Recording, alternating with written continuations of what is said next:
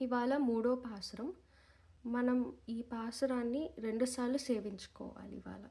ఓంగి ఉలగనంద ఉత్తమన్ పేర్ పాడి நாங்கள் நம் பாவைக்குச் சாத்தி நீராடினால் தீங்கின்றி நாடெல்லாம் திங்கள் மும்மாரி பெய்து ஓங்கு பெரும் சென்னலூடு கயலுகல பூங்குவலை போதில் பொறிவொன்று கண்படுப்பா தேங்காதே பூக்கிருந்து சீர்த்தமுலை பத்தி வாங்க குடும் நிறைக்கும் வள்ளல் பெரும் பசுக்கள் నీంగాద సెల్వం నిరైందేలోరెంబావాయ్.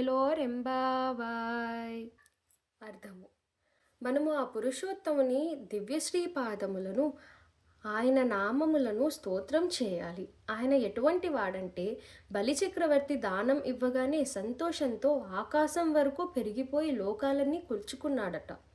ఈ తిరుప్పావై వ్రతము పేర మనం స్నానం చేసి భగవంతుడి నామ సంకీర్తనం చేశామంటే మనకు కరువు కాటకాలు ఉండవట. దేశమంతటా నెలకు 3 వానలు కురుస్తాయి. పంట చేలన్నీ భగవంతుడు ఎలాగైతే ఆకాశం వరకు పెరిగాడో అదే విధంగా బాగా పెరుగుతాయట. ఆ చేల మధ్య నీటిలో చేపలు బాగా బలిసి త్రుల్లి త్రుల్లి పడతాయట. నీటి సమృద్ధి ఉండడం వల్ల కాలువలు అందంగా వికసిస్తాయి.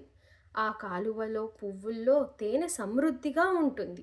ఆ తేనె తాగి తుమ్మెదలు మత్తుగా నిద్రిస్తాయట.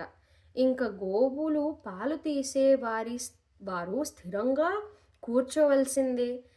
పొదుగు ముట్టుకుంటే చాలు ఎన్ని కుండలైనా పాలిస్తాయట. ఈ వ్రతం చేసి ఎంత అనుభవించినా తరగని ఐశ్వర్యం లభిస్తుంది. అందుచేత మనమందరం ఈ వ్రతం చేద్దాం.